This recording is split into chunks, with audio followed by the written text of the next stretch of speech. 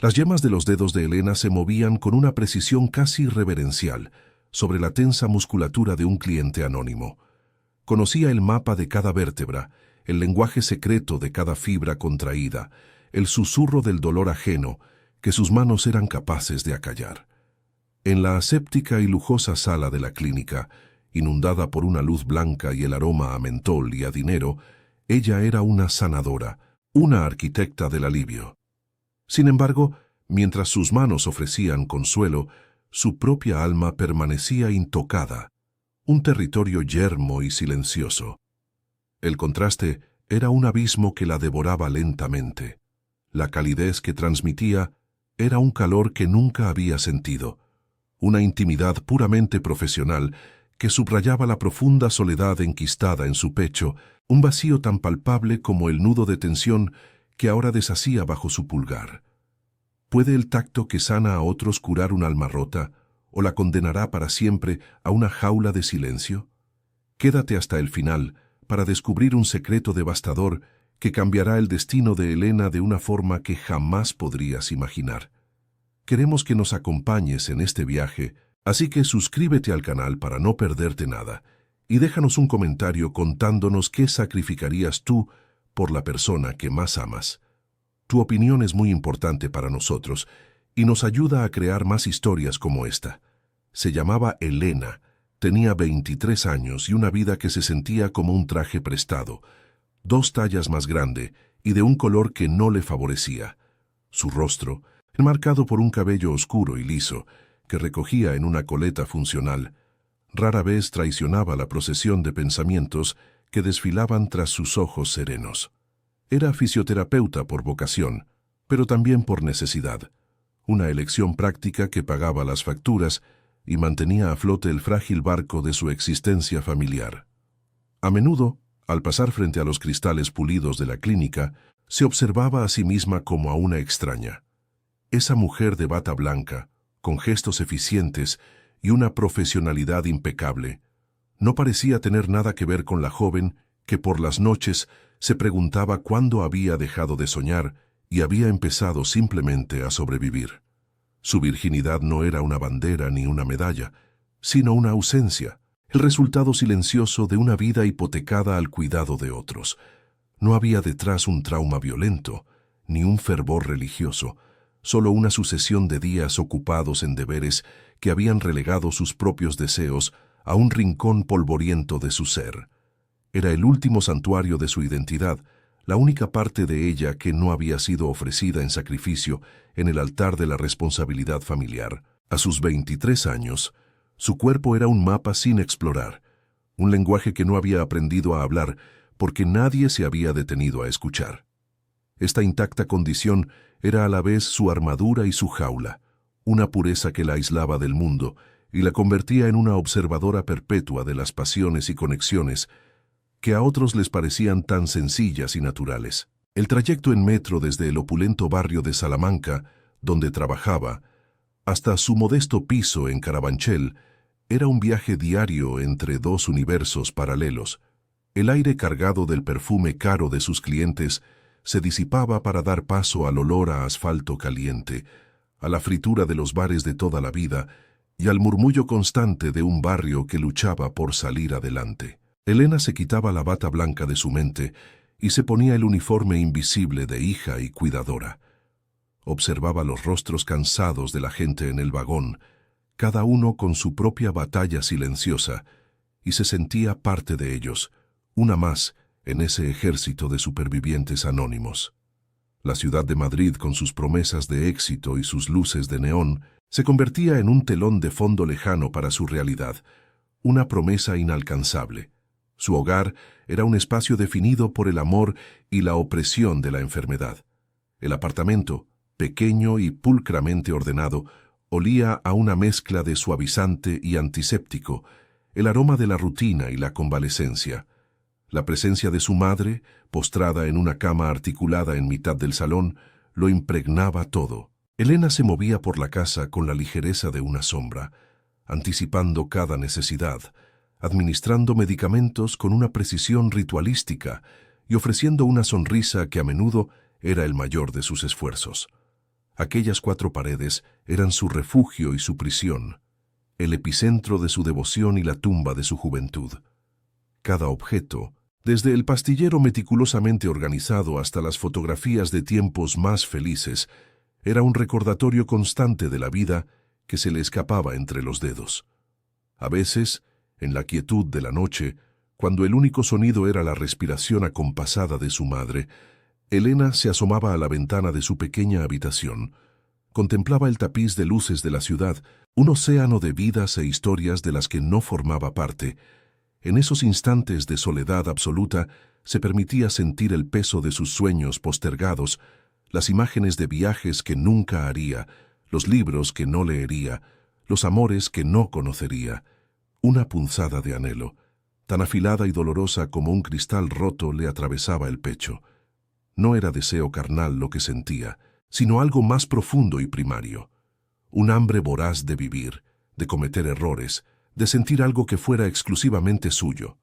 Una necesidad desesperada de que alguien, por una vez, la mirara y viera más allá de la cuidadora, de la sanadora, de la hija obediente.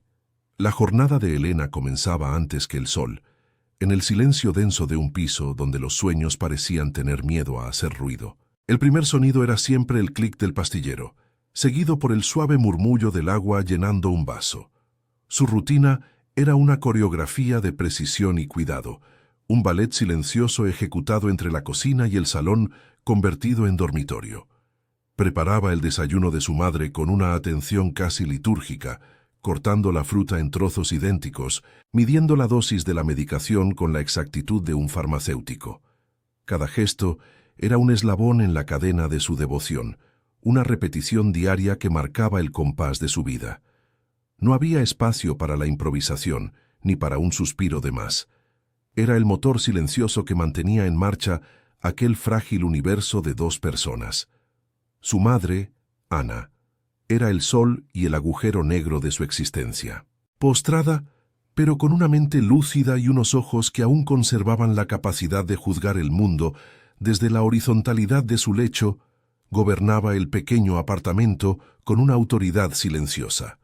Su amor por Elena era innegable, un torrente cálido que a veces se sentía como un abrazo y otras como una soga. En sus miradas se entremezclaban la gratitud, la dependencia y una afilada expectativa. Ana no hablaba de sus deseos para el futuro de su hija, no directamente. En su lugar, dejaba caer comentarios como semillas en tierra fértil: la estabilidad de un buen matrimonio, la tranquilidad de no tener que preocuparse por el dinero, la decencia de una vida sin sobresaltos. Cada palabra era un ladrillo más en el muro que rodeaba a Elena. La presión económica era un miembro más de la familia, uno invisible y voraz que se sentaba a la mesa cada día. Se manifestaba en las cartas del banco que Elena escondía antes de que su madre las viera, en el cálculo mental constante que hacía para estirar su sueldo hasta fin de mes, en la forma en que miraba los escaparates no con deseo, sino con la resignación de quien contempla un mundo al que no pertenece. La deuda acumulada por los tratamientos iniciales de su madre era una sombra que se alargaba con cada nuevo gasto, con cada factura de la farmacia. Esta carga financiera era el argumento irrefutable que sostenía todas las expectativas de su entorno. La necesidad de una solución, una que trascendía los anhelos personales y se convertía en una cuestión de pura supervivencia. Esa solución tenía un nombre: Javier. Era su novio de la adolescencia, un hombre cuya bondad era tan sólida y predecible como su futuro. Tenía un trabajo estable como funcionario, un coche pagado a plazos y el sueño de formar una familia en un adosado en las afueras. Representaba la seguridad en su forma más pura y menos emocionante. Era el hombre que su madre adoraba, el que sus tías señalaban como un buen partido. Javier la llamaba cada noche, y sus conversaciones eran un remanso de paz y un desierto de pasión. Elena sabía que casarse con él sería como firmar un armisticio con la vida, una rendición honorable que le garantizaría un techo, cuidados para su madre y una existencia sin angustias. Sería la jaula dorada perfecta, forrada de afecto y desprovista de aire. El coro de la sensatez no se limitaba a su madre. Se extendía a las visitas de las tías los domingos por la tarde, a los comentarios de las vecinas en el ascensor. Una chica tan buena, tan trabajadora. No puedes quedarte sola, Elena. La vida es muy dura, le decían mientras le ofrecían un trozo de bizcocho o una palmada de compasión en el brazo. La veían como un proyecto a completar, una ecuación a la que solo le faltaba la variable del matrimonio para estar resuelta. Escuchaban sus planes profesionales con una sonrisa condescendiente, como si fueran los caprichos de una niña que aún no entiende las verdaderas prioridades. Para ellas, su valor no residía en sus manos sanadoras ni en su inteligencia, sino en su capacidad para asegurar un buen proveedor que aliviara la carga familiar. Elena había aprendido a navegar estas conversaciones con una sonrisa dócil y respuestas vagas. Se convertía en una actriz interpretando el papel que todos esperaban de ella. La hija abnegada, la joven sensata, que sabía cuál era su lugar. Pero por dentro, cada palabra bien intencionada era un golpe sordo contra su espíritu. Sentía cómo su propia identidad se disolvía, reemplazada por la imagen que los demás habían construido para ella. A veces, mientras asentía a los consejos sobre cómo conservar a un hombre como Javier, su mente se fugaba.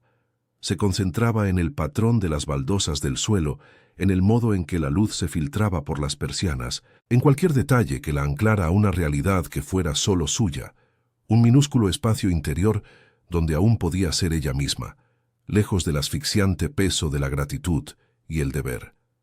El contraste entre su vida y su trabajo era un recordatorio diario de su encierro. La clínica era un santuario de mármol y silencio, un lugar donde el dinero compraba bienestar, y el dolor era un inconveniente temporal que se trataba con tecnología de punta y manos expertas como las suyas. Sus pacientes hablaban de viajes a Bali, de cenas en restaurantes con estrellas Michelin, de dilemas sobre qué color elegir para su nuevo coche deportivo.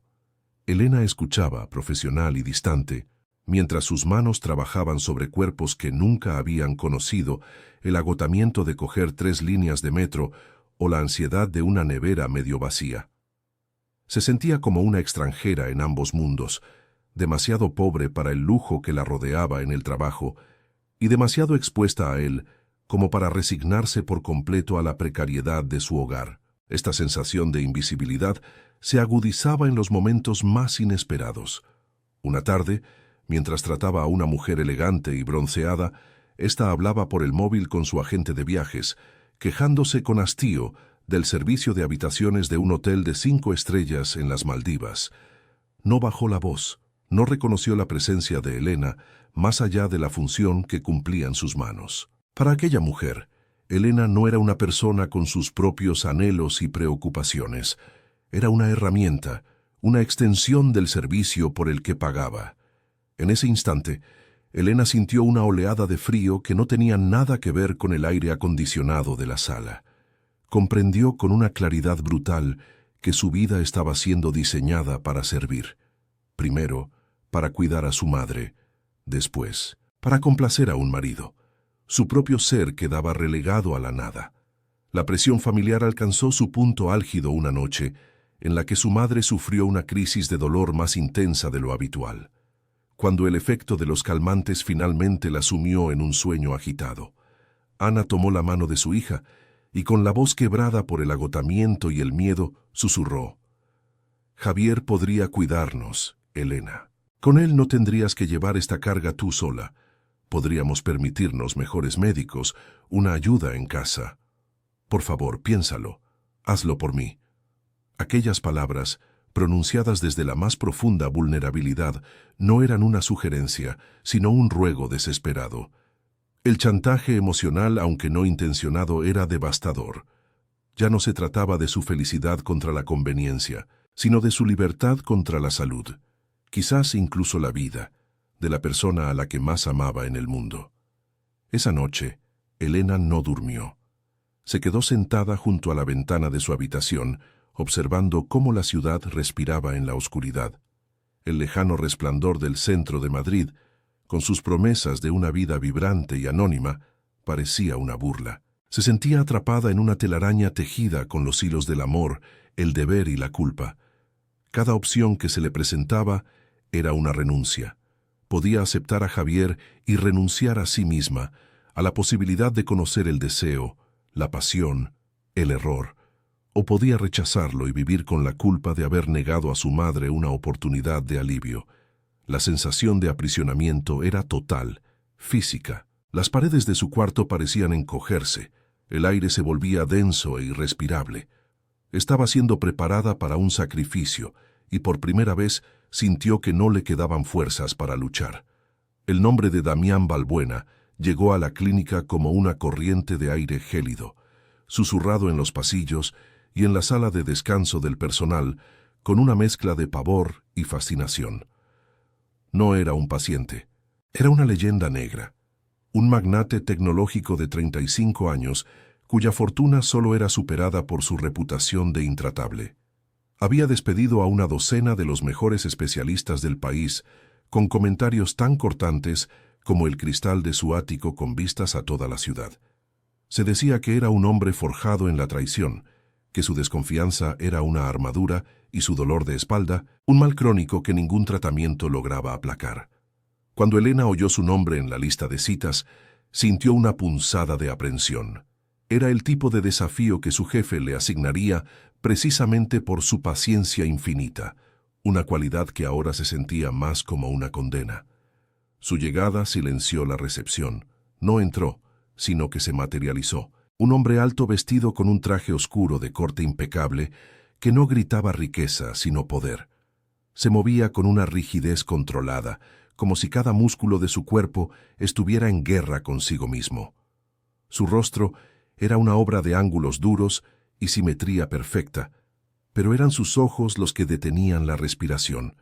De un gris profundo y tormentoso, no miraban, sino que escaneaban, evaluaban y desestimaban todo a su paso con una eficiencia desoladora. No saludó a la recepcionista, simplemente se detuvo, su mera presencia una orden tácita. El aire a su alrededor pareció enrarecerse, cargado de una energía intimidante que hacía que todos bajaran la mirada. Elena, observándolo desde la distancia, sintió un escalofrío que no tenía nada que ver con la temperatura de la clínica. Como había previsto, su jefe se acercó a ella con una sonrisa tensa y un tono falsamente halagador. «Elena, el señor Balbuena, sé que eres la única con la sensibilidad y la pericia para manejar un caso tan complejo». Era una sentencia envuelta en un cumplido. Sus compañeros la miraron con una mezcla de compasión y alivio por no ser ellos los elegidos. Ella asintió, su rostro una máscara de profesionalidad serena que ocultaba el nudo que se formaba en su estómago. Aceptar era su deber, su trabajo. Pero mientras caminaba hacia la recepción para presentarse, sentía que no se dirigía hacia un paciente, sino hacia un veredicto. Aquel hombre no buscaba sanación. Parecía buscar una confirmación de que el mundo era tan defectuoso y decepcionante como él ya creía que era. El pasillo que conducía a la sala de tratamiento número 7, la más exclusiva, pareció alargarse bajo sus pies. Cada paso resonaba en el silencio expectante. En su mente repasaba el historial clínico de Damián Balbuena, un compendio de diagnósticos fallidos, tratamientos abandonados y notas de otros colegas que hablaban de hostilidad y nula cooperación. Se detuvo un instante frente a la puerta de madera noble, respirando hondo. Se recordó a sí misma que detrás de la arrogancia y el poder solo había un cuerpo sufriendo. Era su trabajo encontrar el origen de ese sufrimiento, sin importar la coraza que lo protegiera. Reunió toda su compostura, giró el pomo metálico y entró, preparada para la batalla silenciosa que sabía que estaba a punto de librar contra el escepticismo de aquel hombre herido. Él estaba de espaldas a la puerta, de pie junto al enorme ventanal, contemplando el perfil de Madrid como un rey que observa su dominio. La luz de la tarde recortaba su silueta imponente. Cuando se giró al oírla entrar, Elena sintió el impacto de su mirada como una fuerza física. La estudió de arriba abajo en un segundo, sin disimulo, y en sus ojos grises no había ni rastro de interés, solo un frío análisis. Era una mirada que la desnudaba de su bata blanca, de su profesionalidad, y la reducía a una simple variable en su ecuación de desdén. Por primera vez en su carrera, Elena se sintió insegura de sus manos, de su conocimiento. Se sintió pequeña, una intrusa en la órbita de un astro oscuro y helado que consumía toda la luz a su alrededor. «¿Usted es la siguiente?», preguntó él, y su voz, grave y sin inflexiones, era el sonido del hielo al resquebrajarse. No era una pregunta, era un desafío. La palabra siguiente colgó en el aire, cargada de desprecio, implicando que ella no era más que otro intento fallido en una larga lista. Elena sintió la sangre subir a sus mejillas, pero forzó su voz a sonar calmada y firme. «Soy Elena, su fisioterapeuta. Si me permite, empezaremos con una evaluación para entender mejor su dolencia». Se acercó a la camilla, sus gestos deliberadamente lentos y profesionales, creando una pequeña burbuja de autoridad en el espacio que él dominaba. Él la observó, una ceja apenas arqueada en un gesto de cínica condescendencia, y se quitó la chaqueta con un movimiento fluido, dejándola caer sobre un sillón sin cuidado. El momento de la evaluación fue una lección de tensión contenida. Cuando él se tumbó boca abajo en la camilla, el costoso tejido de su camisa se tensó sobre una espalda ancha y musculosa, un paisaje de poder y control. Elena se acercó y, tras la advertencia protocolaria, posó sus manos sobre él. Su piel estaba fría al tacto, y los músculos bajo ella eran como cables de acero. Estaba tan tenso que parecía vibrar. Ella comenzó el protocolo, aplicando una presión suave y experta, buscando el epicentro del dolor. Él no emitió ni un sonido. Su respiración era regular y controlada, pero Elena podía sentir la resistencia casi violenta de su cuerpo a ser tocado, a ceder el más mínimo ápice de control a unas manos extrañas. Era una fortaleza física que reflejaba una barricada emocional. Entonces, sus dedos encontraron el punto, un nudo de tejido profundo y antiguo, enroscado junto a la columna vertebral como una serpiente petrificada. Al aplicar una presión más firme y precisa, la fachada de Damián se resquebrajó por una fracción de segundo. Su cuerpo se sacudió con un espasmo involuntario, un arco tenso de dolor puro, y un siseo ahogado escapó de sus labios. Fue un sonido gutural, animal, la primera muestra de vulnerabilidad que había ofrecido. Elena sintió la sacudida a través de sus dedos, una descarga eléctrica de dolor ajeno que la recorrió por completo. Levantó la presión de inmediato, pero el daño, o la conexión, ya estaba hecho. Había tocado el nervio expuesto, el origen físico de la herida que él protegía con tanto celo. El silencio que siguió fue denso y cargado de significado. En ese instante de vulnerabilidad compartida, algo cambió irrevocablemente para Elena. Vio más allá del magnate arrogante, del cliente imposible. Por un momento, vislumbró al hombre atrapado dentro de la armadura, a la criatura herida que se defendía del mundo con frialdad y dinero. La revelación la golpeó con una fuerza inesperada, despertando no solo su empatía profesional, sino una curiosidad peligrosa y profundamente personal. ¿Qué clase de dolor podía anidar con tanta fuerza en un hombre así? La pregunta se instaló en su mente, una semilla de fascinación plantada en el terreno de su propia soledad. De repente, él ya no era solo un caso clínico. Se había convertido en un enigma, un abismo que, de forma irracional, sentía la tentación de explorar, a pesar de que cada instinto le gritaba que se alejara. La sesión terminó sin más palabras. Damián se levantó de la camilla con movimientos rígidos, volviendo a componer su máscara de impasibilidad como si nada hubiera ocurrido. Se puso la chaqueta y se dirigió a la puerta, deteniéndose solo un instante en el umbral. Sin volverse, dijo con su tono gélido habitual: «Mañana, a la misma hora, en mi casa». No era una petición, era una orden que rompía todos los protocolos de la clínica. Antes de que Elena pudiera procesar la audacia de su exigencia, él ya se había ido, dejando tras de sí un vacío cargado de su presencia.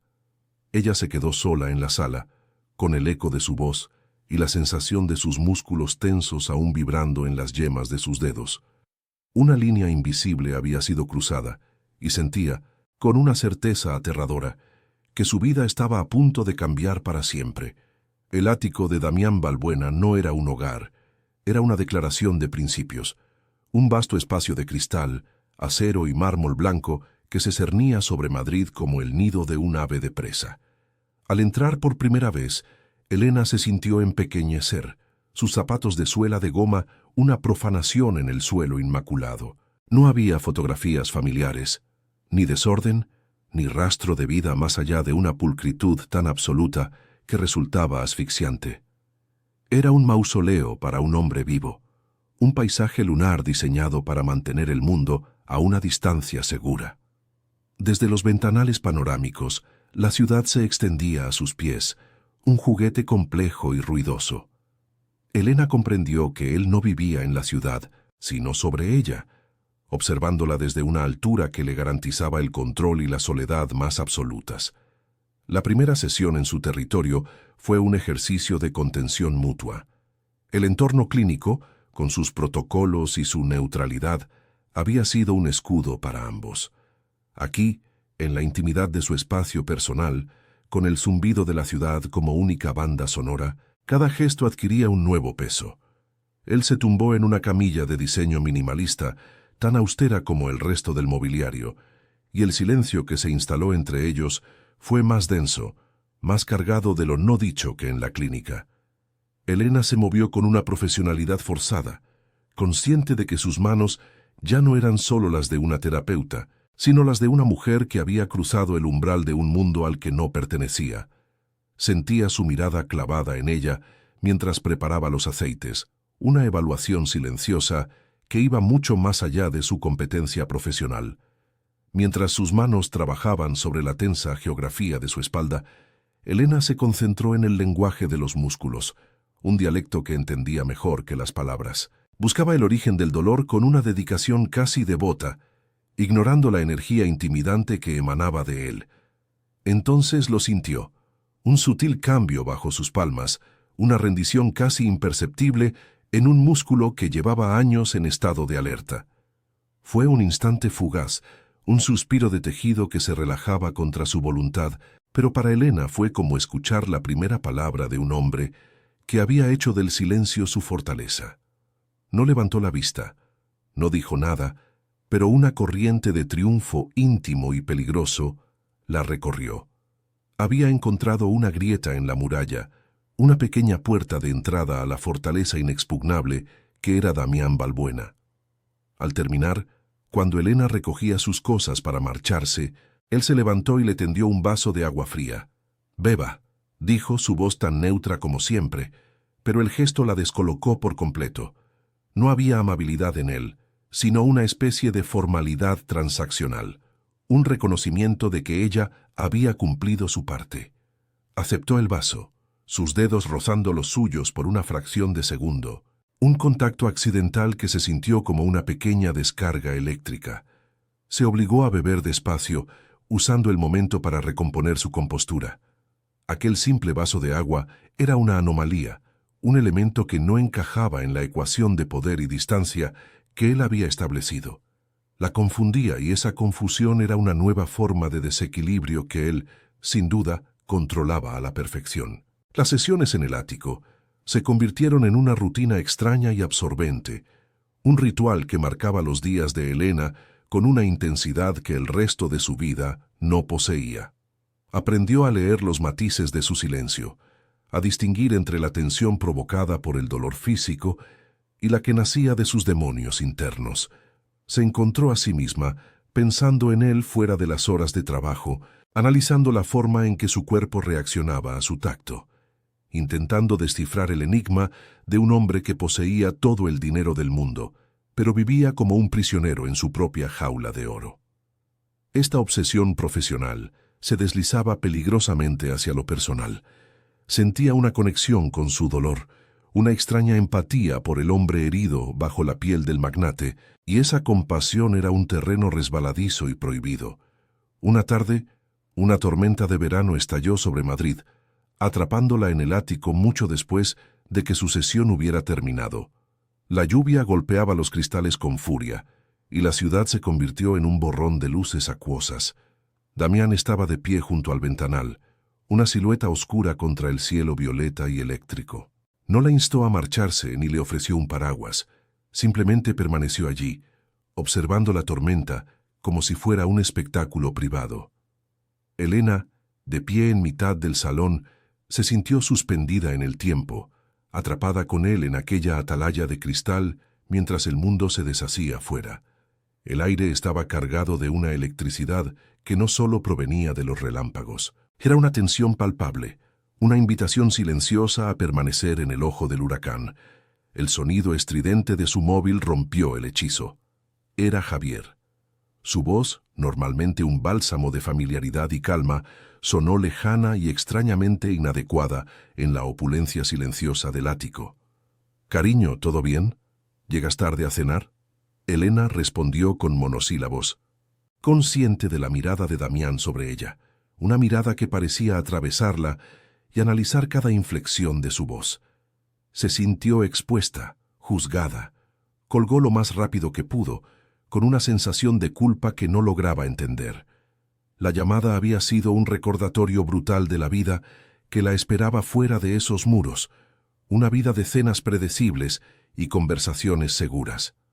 Una vida que, por primera vez, se le antojó insoportablemente gris en comparación con la tormenta que habitaba dentro y fuera de aquel apartamento. Apenas había colgado cuando la voz de Damián cortó el silencio. «¿Ese es tu futuro?», preguntó sin inflexión alguna, pero con un filo de desdén que la hirió profundamente. Un hombre bueno, una casa pequeña, una vida sin sorpresas, la jaula perfecta para un pájaro que no sabe que puede volar. Sus palabras eran crueles, diseñadas para menospreciarla, para reafirmar la distancia entre sus mundos. Pero en lugar de amedrentarse, Elena sintió una oleada de ira fría. Se giró para mirarlo, sus ojos encontrando los suyos en la penumbra. «Mi jaula al menos tiene las puertas abiertas por el amor», replicó, su voz temblando ligeramente pero firme. «No sé si usted puede decir lo mismo de la suya, señor Balbuena». El silencio que siguió fue atronador, un pulso de voluntades en el que ella, por primera vez, no había retrocedido. La tensión entre ellos se volvió casi insoportable en las sesiones siguientes. Ya no era solo la intimidad del tacto profesional, sino una guerra fría librada en miradas sostenidas y silencios afilados. Durante una manipulación especialmente dolorosa en la zona lumbar, él se aferró al borde de la camilla, sus nudillos blancos por la presión. Un gruñido bajo y gutural escapó de su garganta, y sus ojos, oscuros de dolor, se encontraron con los de ella en el reflejo de una superficie metálica cercana. En esa fracción de segundo, todas las barreras se hicieron añicos.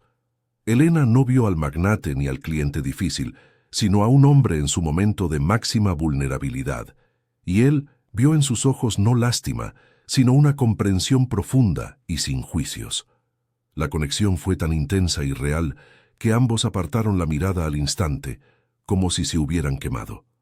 Elena comenzó a buscar pistas, a comportarse como una arqueóloga excavando las ruinas de un alma. Se fijaba en los libros apilados en su mesilla de noche, tratados de estoicismo junto a volúmenes de poesía de Rilke. Descubrió una única fotografía en un rincón discreto de su estudio, un marco de plata vuelto hacia la pared, como si la imagen que contenía fuera demasiado dolorosa para ser vista. Estos pequeños detalles componían el retrato de un hombre en perpetua contradicción. Un hombre que se rodeaba de una belleza austera y fría, pero que leía sobre la pasión y la pérdida en la soledad de la noche. Cada descubrimiento era un paso más en un laberinto que la atraía y la aterrorizaba a partes iguales, porque sentía que al intentar descifrarlo a él, estaba empezando a descifrarse a sí misma.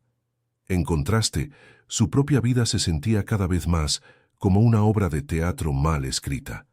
Las conversaciones con Javier sobre los tipos de interés de las hipotecas o el color de las baldosas del baño le sonaban a un idioma extranjero. La preocupación de su madre, aunque nacida del más puro amor, se había convertido en una red de expectativas que la asfixiaba lentamente. La seguridad que antes anhelaba ahora le parecía una forma de muerte lenta. El apartamento de Carabanchel, su refugio, se había transformado en el escenario de su rendición. La disonancia entre la rutina opresiva de su hogar y la peligrosa vitalidad que sentía en presencia de Damián era un abismo que se abría bajo sus pies, obligándola a cuestionar cada pilar sobre el que había construido su existencia. Una tarde, mientras ella guardaba sus cosas, él la detuvo con una pregunta inesperada que la dejó sin aliento. ¿A qué le tienes miedo, Elena? La pregunta no fue casual, fue un proyectil teledirigido a la parte más vulnerable de su ser. Ella se quedó paralizada, buscando una respuesta profesional, una evasiva educada. Pero su mirada gris y penetrante no aceptaba mentiras. Tras un largo silencio, confesó en un susurro: «Tengo miedo de llegar al final de mi vida y darme cuenta de que nunca he vivido de verdad, que solo he cumplido con mi deber». Las palabras, una vez pronunciadas, colgaron en el aire entre ellos, una verdad tan desnuda y frágil que la hizo sentir completamente expuesta ante él. Él no se burló de su confesión, como ella había temido. En su lugar, un matiz de algo parecido al reconocimiento ensombreció sus facciones por un instante. Se acercó a la ventana, dándole la espalda, y dijo con una voz extrañamente desprovista de su habitual frialdad: «El deber es el refugio de los que temen al deseo. Te ata, te da un propósito, y a cambio solo te pide que te olvides de quién eres». No fue una confesión completa, pero fue más de lo que jamás había compartido. Una astilla de su propia oscuridad, una verdad forjada en su propia experiencia. Al ofrecerle ese fragmento de su filosofía personal, no solo estaba validando su miedo, sino que estaba tendiendo un puente oscuro y tentador entre sus dos soledades. El deseo, esa fuerza que Elena había mantenido a raya durante toda su vida, comenzó a despertar. No era un anhelo puramente físico, aunque su cuerpo reaccionaba a la proximidad de Damián con una intensidad que la avergonzaba. Era algo más profundo, un hambre de la intensidad que él encarnaba, una necesidad de ser vista por alguien que no la consideraba ni una santa ni una cuidadora, sino una igual en un juego peligroso.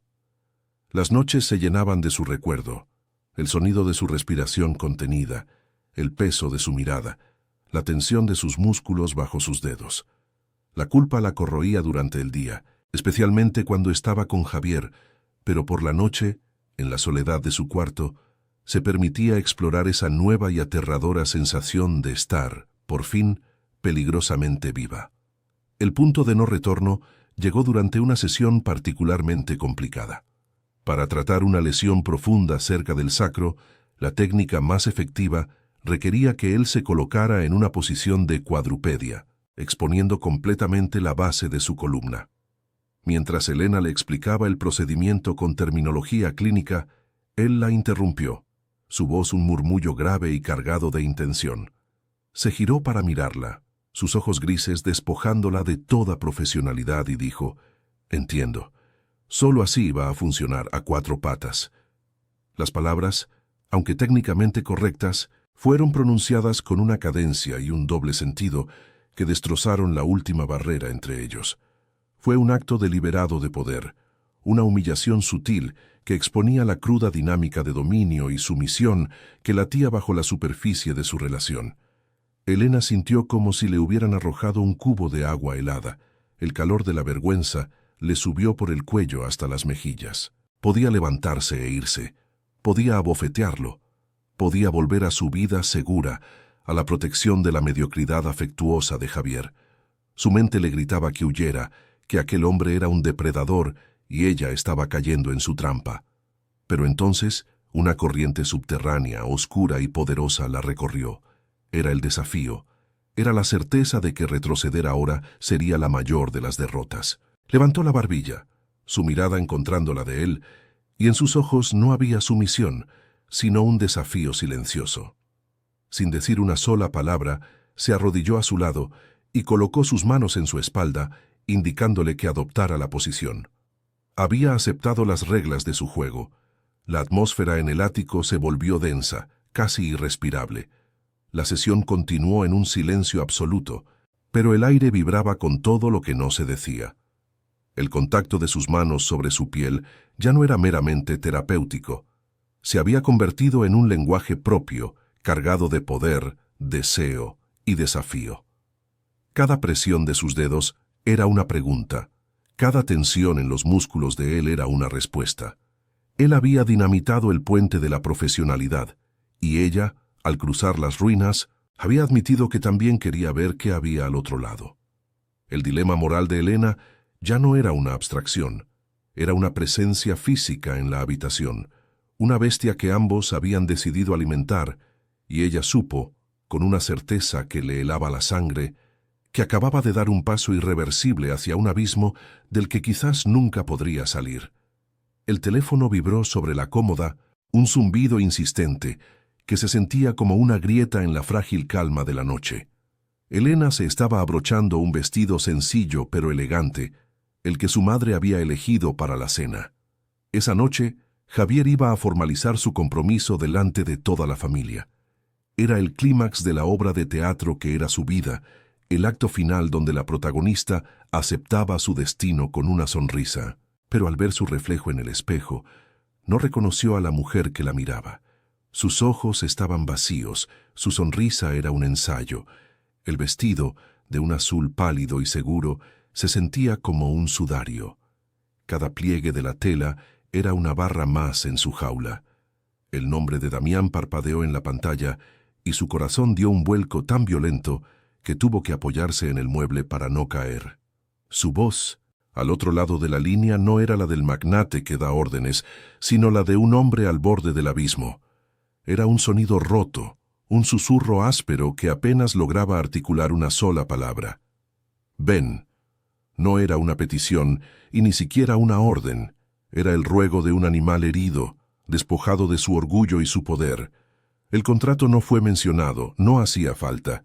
Aquella palabra contenía todo el peso de su acuerdo, pero también algo más, algo que trascendía el dinero y la obligación. Era una llamada desde el epicentro de su dolor, y Elena supo, con una certeza que le heló la sangre y le incendió las venas, que no podía ignorarla. En ese instante la cena familiar, el futuro con Javier, la seguridad prometida, todo se desvaneció, convirtiéndose en un decorado de cartón piedra frente a la abrumadora realidad de la necesidad de aquel hombre. Colgó sin responder. Sus dedos temblorosos marcaron el número de su madre.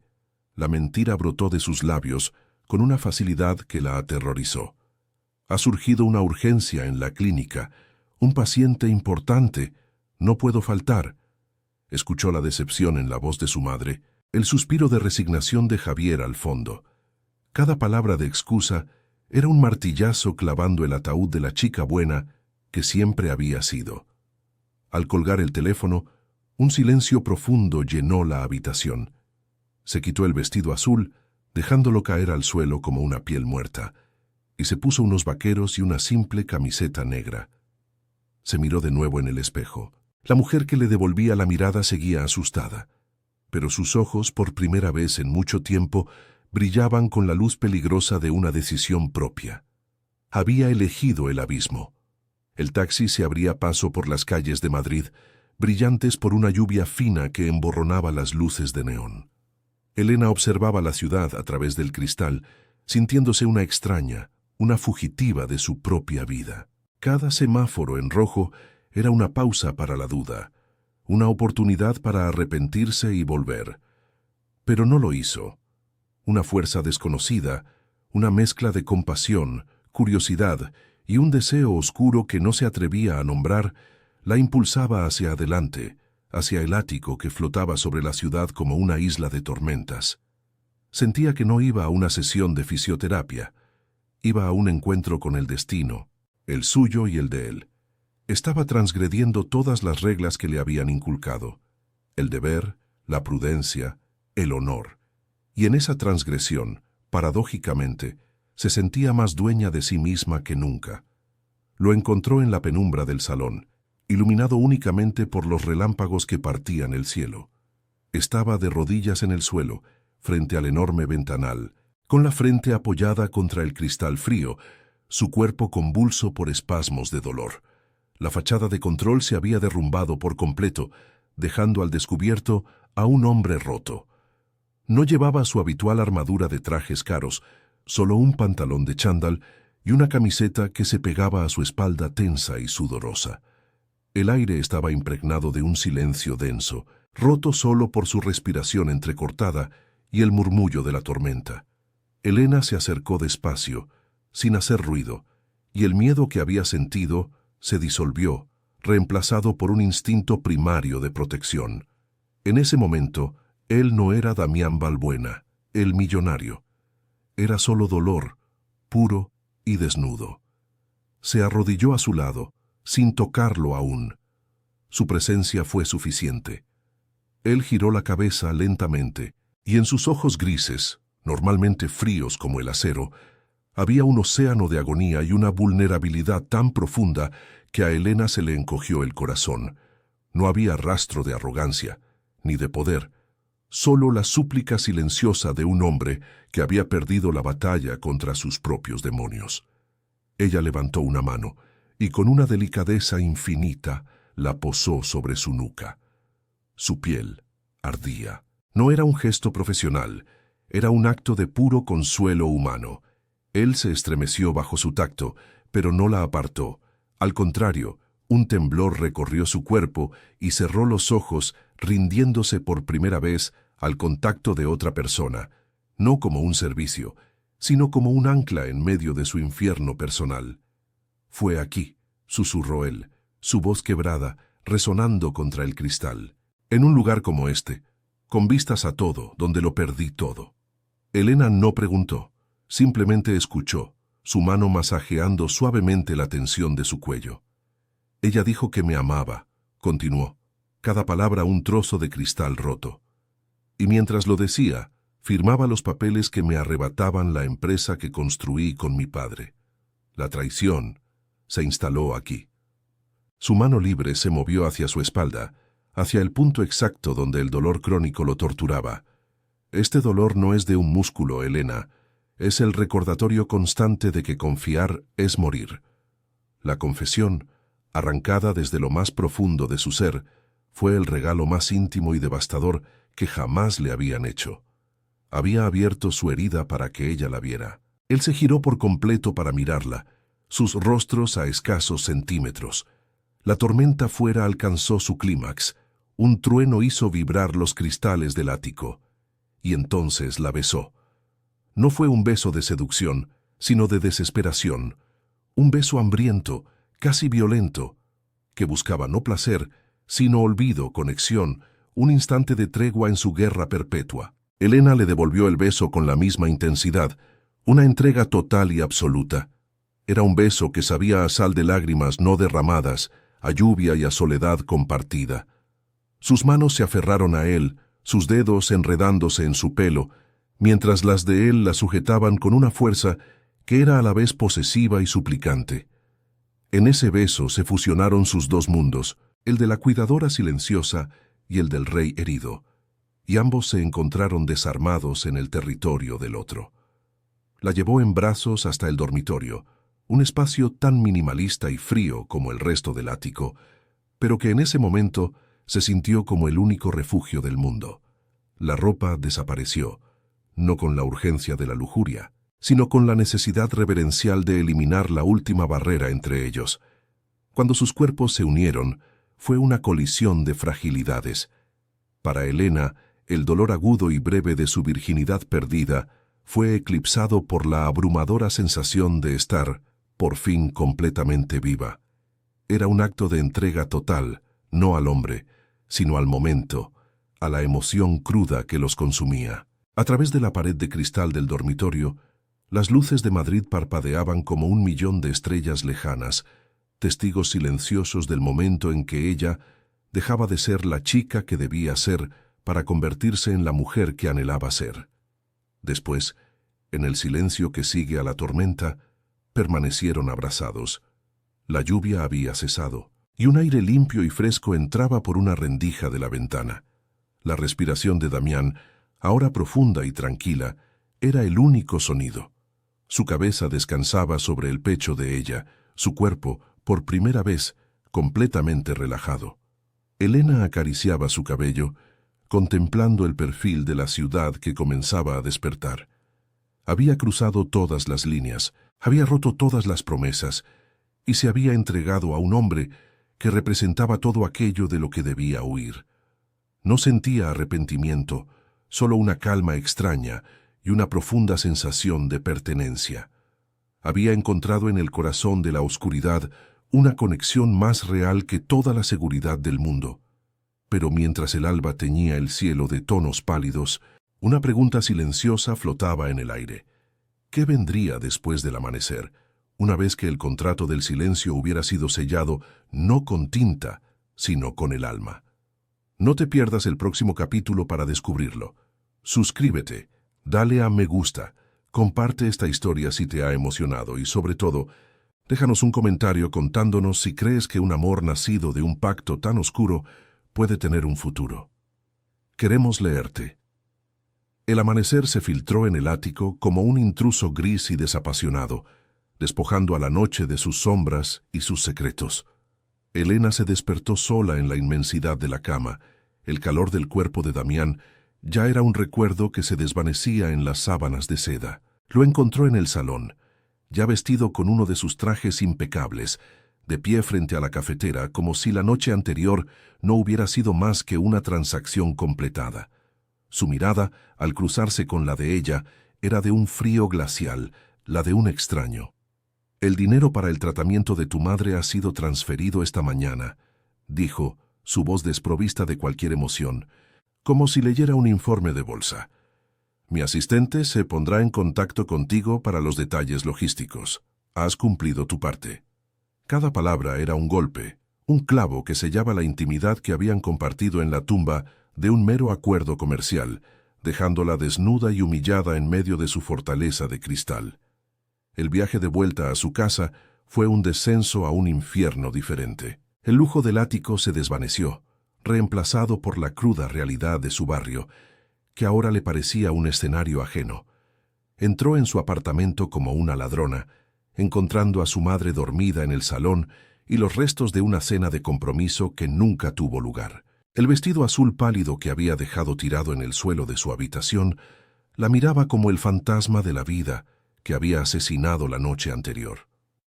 Se sentó en el borde de su cama, el silencio de la casa zumbando en sus oídos. La sensación de poder y liberación que había experimentado se había podrido, transformándose en una vergüenza corrosiva. Había vendido el último santuario de su ser, no por un acto de amor puro como se había intentado convencer, sino por una noche de conexión ilusoria con un hombre que, al amanecer, la había desechado como a un objeto usado. La llamada del asistente de Damián llegó a media mañana, con una eficiencia tan cortante como la de su jefe. Le explicó los detalles del ingreso, una suma de dinero tan astronómica que a Elena le costó procesarla, y le informó sobre los contactos ya establecidos con la clínica en Suiza. Era la salvación, la respuesta a todas sus plegarias, pero cada cifra que el hombre recitaba se sentía como el precio de una parte de su alma. Colgó el teléfono con la mano temblorosa. Miró a su madre, que dormitaba plácidamente, ajena al pacto fáustico que su hija había sellado para comprarle esa paz. El alivio que debería haber sentido era un nudo de ceniza en su garganta. La victoria se sentía exactamente igual que una derrota absoluta, una en la que había ganado el mundo para su madre a costa de perderse a sí misma en el laberinto de un hombre roto. Cuando Javier apareció por la tarde, su rostro una mezcla de preocupación y dolor, Elena sintió la última pieza de su antiguo mundo desmoronarse. Él no la acusó, no le gritó. Simplemente le preguntó si estaba bien, con esa bondad sólida y predecible que de repente le resultó insoportable. Intentó cogerle la mano y ella la retiró como si su contacto le quemara. «No puedo, Javier», susurró su voz rota. «No puedo casarme contigo. No soy la mujer que crees que soy». No le dio explicaciones, no podía.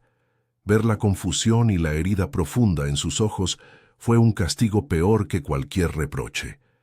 Estaba destrozando al único hombre bueno que la había amado incondicionalmente, y lo hacía para proteger el secreto de su caída, un secreto que la aislaba de todos los que la querían, encerrándola en una soledad aún más profunda que la que había conocido antes. Los días que siguieron fueron un purgatorio de silencio y distancia. Elena se movía por su casa como un fantasma, cumpliendo con sus deberes de cuidadora con una precisión mecánica, pero su espíritu estaba ausente. Evitaba las miradas de su madre, las llamadas de sus tías, el murmullo compasivo de las vecinas. Se encerraba en su habitación, reviviendo cada instante de aquella noche. La desesperación en los ojos de Damián, la confesión de su herida, la colisión de sus cuerpos en medio de la tormenta. ¿Había sido todo una actuación, una manipulación magistral para conseguir lo que quería? La duda la torturaba, enfrentando la cruda realidad de su frialdad matutina con la abrumadora sensación de conexión que había sentido. La culpa era su compañera constante, una sombra que la seguía a todas partes, recordándole que había traicionado a todos, pero sobre todo a la imagen idealizada que tenía de sí misma. Mientras tanto, en su atalaya de cristal, Damián se ahogaba en la victoria de su soledad autoimpuesta. Había conseguido lo que quería, alejarla, reducir su conexión a una simple transacción, reafirmar el control. Pero el silencio de su ático, antes un bálsamo, ahora era un eco ensordecedor de su ausencia. Se encontraba buscando su reflejo en los cristales, esperando oír el sonido de sus pasos, sintiendo el tacto fantasma de sus manos en su espalda. Se sumergió en el trabajo con una ferocidad maníaca, encadenando reuniones y decisiones millonarias, pero por la noche, el recuerdo de su rendición, de su propia y aterradora vulnerabilidad en brazos de ella, volvía para atormentarlo. Había expulsado a la única persona que había logrado atravesar sus defensas, y al hacerlo se había encerrado en una prisión mucho más fría y solitaria que antes, una donde el dolor de su espalda era solo un síntoma de una herida mucho más profunda que se negaba a sanar. La confirmación de la clínica suiza llegó una semana después. Era oficial. Su madre tenía una plaza, un tratamiento, una esperanza real. La noticia debería haber sido un motivo de celebración, una explosión de alegría que redimiera su sacrificio. Pero cuando su madre lloró de felicidad y la abrazó con fuerza, Elena se sintió como una impostora. Cada lágrima de gratitud de su madre era una gota de ácido en su conciencia. Había construido esa esperanza sobre una base de mentiras y secretos, sobre la venta de su cuerpo y la destrucción de su futuro. La salvación de su madre se había convertido en su propia condena. Se dio cuenta de que el contrato de Damián no solo había comprado su cuerpo por una noche, había hipotecado su capacidad de sentir una alegría pura, manchando cada momento de felicidad futura con el recuerdo del precio que había pagado. En la quietud de su insomnio, algo comenzó a cambiar dentro de Elena. La vergüenza y la culpa, aunque todavía presentes, empezaron a dar paso a una emoción nueva y helada. La ira. Ira hacia Damián, por su crueldad calculada, por haberla usado y desechado, pero también y de forma más sorprendente, ira hacia sí misma, por haberse permitido ser una víctima, por haber creído que el sacrificio era su único camino. La chica dócil que siempre había agachado la cabeza ante el deber y la expectativa había muerto en aquel ático. En su lugar estaba naciendo una mujer que había mirado al abismo y había sobrevivido. Comprendió con una claridad brutal que no podía volver a su vida anterior. No podía casarse con Javier, no podía seguir siendo la hija abnegada y silenciosa. Aquella jaula, aunque familiar, se le había quedado irrevocablemente pequeña. Esta nueva fuerza, nacida de la humillación, era una llama pequeña pero tenaz. Se dio cuenta de que, aunque Damián había pagado por su madre, no la poseía a ella. El contrato en su mente se había cumplido y por tanto estaba roto. Ya no le debía nada, ni su presencia, ni su silencio, ni su sumisión. La vulnerabilidad que él le había mostrado, fuera real o fingida, le había dado una visión de su propia jaula dorada. Ambos eran prisioneros, cada uno a su manera, Pero a diferencia de él, ella ahora veía una salida. No era un camino fácil ni feliz, sino uno forjado en la aceptación de sus propias decisiones, por oscuras que fueran. La transgresión no solo la había roto, también la había liberado de la ilusión de la pureza y la perfección, dándole la libertad de ser imperfecta, de cometer errores y, sobre todo, de luchar. Una mañana, mientras su madre hacía las maletas para Suiza con una ilusión que le partía el alma, Elena tomó una decisión irrevocable. No se quedaría a esperar las migajas de atención de Damián, ni se consumiría en la mentira de su hogar. Empacó una pequeña bolsa con lo esencial, escribió una carta para su madre llena de un amor inmenso y verdades a medias, y salió del apartamento sin mirar atrás. No huía de sus responsabilidades, sino de las expectativas que la habían definido. Caminó por las calles de su barrio, no como la chica buena que todos conocían, sino como una mujer anónima en busca de un nuevo comienzo. Su primer acto de libertad fue enviar un único mensaje a Damián Balbuena, conciso y final. El contrato está terminado, estoy en paz. Era una declaración de independencia, el primer paso en un largo camino para reclamar la vida que le habían robado y que ella misma había vendido. Pasaron 6 meses.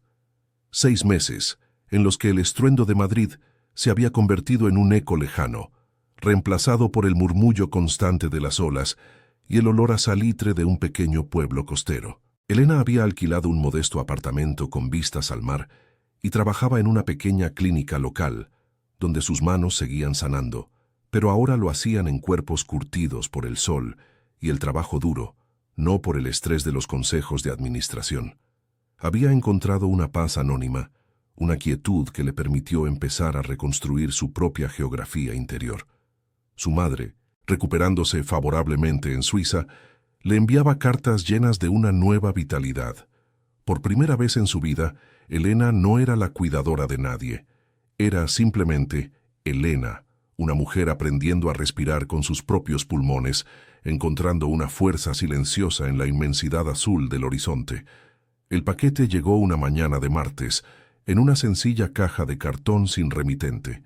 Dentro, sobre un lecho de seda negra, descansaba un objeto que le robó el aliento.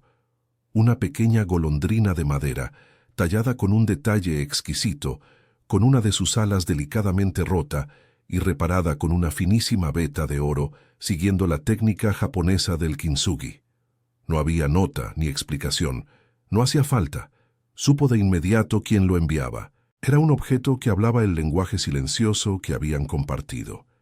La golondrina, un ave que siempre vuelve a su nido, y la cicatriz dorada, que no ocultaba la herida, sino que la celebraba como parte de su historia, haciéndola más bella y fuerte. Era la representación perfecta de lo que había ocurrido entre ellos, una fractura que, de alguna manera, los había transformado para siempre en algo nuevo y único. Elena tomó el pájaro entre sus manos. La cicatriz dorada era suave y cálida al tacto, un contraste con la madera pulida. Las lágrimas que no había derramado en meses brotaron de sus ojos, pero no eran de dolor ni de vergüenza, eran lágrimas de liberación. Comprendió que aquel objeto no era una disculpa, pues lo que habían hecho no podía borrarse con un perdón. Era algo más profundo, un reconocimiento. Era un espejo de su propia alma herida y reparada, un testimonio de que él la había visto de verdad, más allá del contrato, más allá de la transacción. Había visto su fractura y en lugar de despreciarla, la había inmortalizado en oro. En ese instante, todo el resentimiento se disolvió, dejando en su lugar una melancólica pero serena aceptación. Su historia no había sido una venta, sino una colisión inevitable entre dos soledades. Mientras tanto, a cientos de kilómetros, Damián había vendido el ático. La fortaleza de cristal se había convertido en una prisión de recuerdos, cada superficie pulida reflejando el fantasma de su ausencia. Se había mudado a una casa de campo rodeada de tierra y árboles, un lugar donde podía sentir el pulso de la vida real. Había pasado meses en una terapia brutalmente honesta, desenterrando la traición que lo había petrificado, aprendiendo que la vulnerabilidad no era una debilidad, sino una forma de coraje.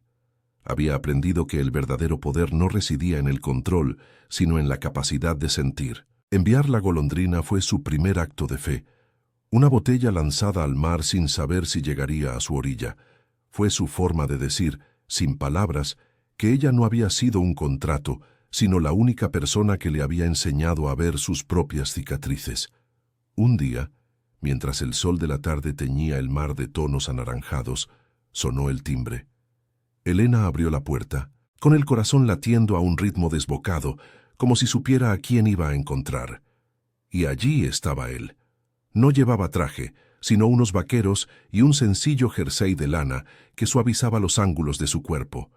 Parecía más delgado, menos imponente, y en sus ojos grises ya no había una tormenta helada, sino la calma vulnerable que sigue al huracán. El silencio entre ellos se extendió, lleno de todo lo que habían sido y todo lo que podrían ser. Finalmente, él habló, y su voz, despojada de toda arrogancia, era apenas un murmullo. «Te dije que el deber era el refugio de los que temen al deseo», dijo. «Tenía miedo, Elena. Todavía lo tengo. Pero tengo más miedo a un futuro donde no estés tú». Ella no respondió. Simplemente lo miró.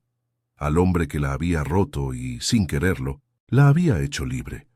En su mano, que había subido instintivamente a su pecho, apretaba la pequeña golondrina de madera. La brisa marina entró en la casa, trayendo consigo el olor a sal y a nuevos comienzos. La puerta seguía abierta, un umbral entre el pasado que los había marcado y un futuro incierto que podrían quizás construir juntos. ¿Debería cerrarla o invitarle a pasar? El final de esta historia lo escribes tú en los comentarios. Dinos qué harías en su lugar. Suscríbete para no perderte nuestro próximo viaje emocional. Comparte si has sentido esta conexión y dale a me gusta si crees en las segundas oportunidades.